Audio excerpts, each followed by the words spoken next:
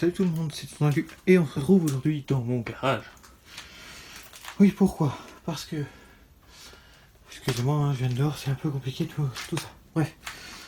Je vous avais parlé de ma voiture qui avait un petit souci. Et là, vous la voyez tremper parce qu'on revient de la poste. Oh. Et dehors, il pleut. C'est d'ailleurs pour ça qu'on est dans le garage. C'est beaucoup plus simple. Bon, alors voici ma voiture, hein, comme je vous le disais. Une Renault Mégane 1, tout simplement. Voilà. L'extérieur assez banal. Voilà. Tac, voilà. Le vélo de ma soeur qui m'ennuie un peu. Je rigole tout à l'heure, hein. Si tu vois la vidéo, on va pas me bouder après. Voilà, oh, une petite. Je vous emmène faire un petit tour. Voilà. Voilà. Donc on va rentrer dans la voiture. Hop. Voilà. Bon. Alors. Voiture assez classique. Attendez, j'ai retrouvé les clés. Je vais vous montrer tout ça. Hop. On va mettre le contact. Hop là. Voilà. Oh tiens, il me manque un peu d'huile. Bon, c'est pas grave. Voilà, il est 17h02. Je vois qu'il s'est mis en route, tiens. Et je vous disais, comme vous pouvez le constater, pas tout de suite parce qu'elle l'a pas encore mis. 8 jours. Bon, elle met du temps, mais elle va l'afficher. Voilà. 345 352 km. Voilà. Et elle roule toujours parce que regardez, elle démarre sans problème.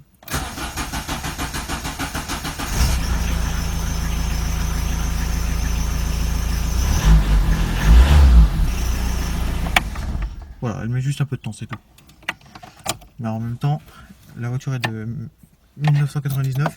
Je pense qu'on peut lui accorder ça. Là, vous allez vous dire, oui, mais on ne se rend pas trop compte de l'intérieur. Parce qu'il n'y a pas de lumière. Et vous avez raison. C'est pour ça que, comme je suis prévoyant, c'est faux. C'est la deuxième prise parce que je me suis fait avoir pour la même chose tout à l'heure. Voilà. On a apporté une lampe de chez Lidl. Donc voilà. Une voiture assez classique, comme je vous le disais. Volant, tableau de bord, tout. Pour multitest. Oui, ça, il n'est pas d'origine. Un peu de bordel ici, mais il faut pas faire attention. La boîte à gants. Hop. Pas très grande, mais globalement pour ranger un peu de 3 papiers, le carnet d'entretien de la voiture et tout ça, c'est bien. Et il y a des porte-canettes. Ainsi qu'un... Moi je m'en sers comme range-vis quand je fais un peu de boulot dedans. Voilà. Tac. Ensuite, à l'arrière, on a les clés de la voiture qui tombent. Génial, on va les récupérer. Voilà. À l'arrière, on a un masque Covid que j'ai oublié parce que je venais de rentrer de la poste. Les petites enceintes. Ça. Hein. Et les petits plafonniers tout court, qui, je ne sais pas pourquoi, je me suis rendu compte qu'ils ne fonctionnent plus. Les pare-soleil, avec un petit miroir dedans, ici. Oh, Berk. Ça va rester en place, oui. Et un deuxième avec un miroir aussi. Voilà. Et elle est équipée en vitre électrique, ainsi que rétroélectrique. Fonctionnelle de partout. Bon, ah oui, et elle a... Reste allumé, toi. Elle a un cendrier que je ne me sers pas, mais elle en a un. Voilà. Elle a la commande de clim, le chauffage, tout ça pour mettre sur le pare-brise, tout ça. Elle n'a pas les commandes de clim, pardon, elle a les commandes de chauffage et de ventilation, elle n'a pas la clim. Là, l'autoradio n'est pas d'origine, bien entendu. Là, les warnings. La centralisation. Elle a les airbags, ici et là. Il me semble pas qu'elle en a ailleurs, celle-là. Non, elle n'en a pas. Elle en a que ici. C'est grandement suffisant. Il a l'affichage de l'heure et de la radio. Quand on utilise la radio, autant dire je l'utilise jamais. Voilà.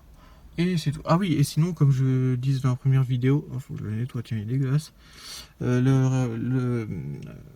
comment ça s'appelle, rétroviseur intérieur n'est pas d'origine. J'ai mis un truc teinté qui est dégueulasse parce que normalement il est censé s'allumer, sauf que bah, malheur a voulu que moi il a grillé. Bon, voilà. Bon, ce qui nous intéresse le plus sur une voiture, bien entendu, c'est son moteur. Et c'est ce qui m'avait posé problème dans la première vidéo, parce que vous allez vite vous rendre compte que avec ça, on ne voit rien. Alors, on va ouvrir. C'est ouvert. Et on va sortir de la voiture. Hop. Oh. Et oui, si vous vous demandiez si vous avez suivi mes autres vidéos, je vous disais que j'avais un problème quand j'y suis de pignon sur ma boîte de vitesse qui a un petit souci. Et au final, je me suis rendu compte que non, c'est pas le pignon, parce que regardez, tous mes rapports passent bien. Attendez. Il passe bien. Donc c'est une boîte 5, hein, bien entendu. Voilà. Même la marche arrière. Il y a juste là qui force un peu de temps en temps quand on vient de s'arrêter, mais c'est tout. Mais globalement, je me suis dit, dans ce cas-là, c'est quoi? Et bien sans chercher, j'ai eu ma réponse. Parce qu'en fait, il s'est avéré que les deux pignons de la 2 et la 3 ont comme par hasard décidé de se mettre en PLS en même temps. Et c'est là que je me suis dit, un pignon possible, 3, ça commence à faire beaucoup. Donc j'ai cherché et ben ma petite voiture a un début d'embrayage. Et comme je vous le disais, je m'en foutais un peu parce que je devais déjà descendre la boîte. Ça ne fera que faire ce que je devais faire. Alors attendez, je vous pose une seconde, le temps de mettre la tringle là, qui va là-dedans. A tout de suite. Non, pas sur le moteur, ça va tomber. Voilà, ici.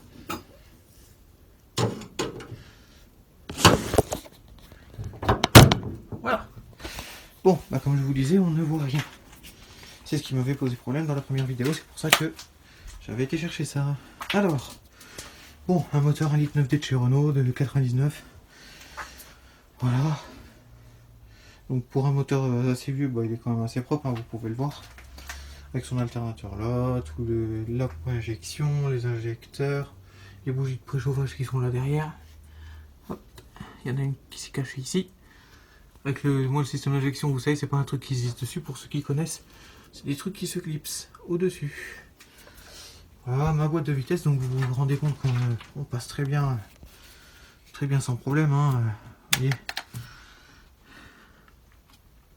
Hein, là j'ai même le capteur de mon compte tour ici. Là, mon calculateur, j'ai mon vase d'expansion où vous pouvez le voir, il manque un peu de liquide quand même. Mais c'est pas grave. Et là, les traces que vous voyez dessus, c'est rien, il faut juste que je démonte le vase. C'est pas un problème. Donc là, c'est mon liquide de frein. Liquide de direction assistée, parce que oui, elle a l'ABS aussi. Filtre à huile. Ça, j'adore cette voiture parce que quand on fait une vidange, le filtre à huile est méga accessible. On y arrive tranquille, autour. Pompe à gasoil, avec la poire. Et ça, c'est un bonheur. Surtout que j'avais eu un défaut d'injection avec. Et là, pareil, pour remplir l'huile. Et pour la jauge, c'est là. La jauge d'huile. Et par contre, un défaut sur ces autos-là, et vous allez tout de suite comprendre, le capot vient se plaquer contre les trucs ici, et la batterie, elle est là. Et sauf que là, il y a des aérateurs qui donnent sur la batterie. Bonne idée, Renault. Ah, qu'est-ce que vous êtes intelligent. Sinon, globalement, par ça, qu'est-ce que j'ai comme problème dessus? J'ai un petit problème de direction, j'ai un parallélisme à faire, j'ai un petit problème de rouille là, vite fait, mais ça va vite être réglé. Qu'est-ce que j'ai? J'ai un support moteur là qui commence à être flingué. Pareil, il a un peu de rouille, mais c'est pas grave, de toute façon, il va être changé. Là, j'ai ma distribution à faire dans 3000 km à peu près. À part ça, là, j'ai mon câble d'embrayage, il va très très bien. Je peux même vous le montrer. Hein. Regardez. Attendez. Bougez pas. Hop.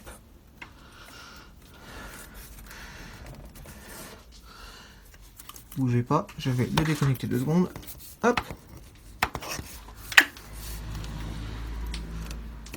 Regardez. Vous voyez, il va très très bien, ce n'est pas le souci. Donc on va le remettre dans la fourchette, sinon ça va pas bien marcher. Hop. Voilà. Tac. Ah oui. Bon. Là j'ai un support de boîte qui va être changé quand je ferai tomber la boîte, bien sûr. Là, il y a des câbles qui passent de partout. Radiateur. Qui reste assez propre pour un radiateur de ce âge-là. Il y a juste 2-3 petites bagnes par-ci par-là. Sans plus. Et voilà. Donc globalement, voici ce qu'il y a comme problème sur ma voiture. À part ça, elle roule très très bien. Juste le moteur qui commence à être un peu fatigué, mais c'est pas rien. Il va être fait de toute façon. À part ça, va être fait aussi la carrosserie. J'ai commencé à remettre un peu d'anti-roule par là. Mais sinon, comme vous pouvez le voir, globalement, dans son ensemble, elle reste saine. Voilà. Et je vous avais dit aussi que j'avais acheté une Porsche 911 R. Et vous allez dire, mais c'est bizarre parce qu'il est dans le garage, on la voit pas. C'est normal, elle est pas là.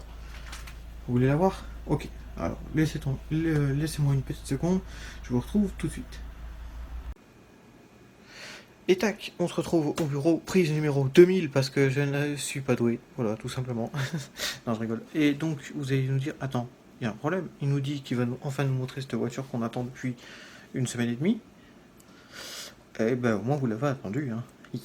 Et on se retrouve au bureau. Oui, je vous ai pas menti. Hein. Vous inquiétez pas, vous allez la voir. C'est pas un problème. Attendez, attendez. Ne quittez pas la vidéo. C'est juste de gagner du temps. Mais là, vous allez la voir d'ici quelques secondes. Parce qu'en fait, elle est à côté de moi. Et là, vous allez nous dire, non mais là, il nous prend pour des cons. Non, je vous ai dit quoi? J'ai acheté une Porsche 911 R. Oui. Et ben, je l'ai fait.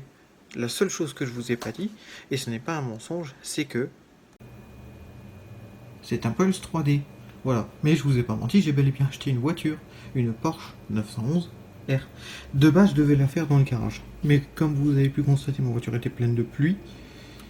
Donc du coup, j'allais pas mettre la voiture dessus. Alors oui, c'est vrai que de près, elle fait un peu dégueulasse.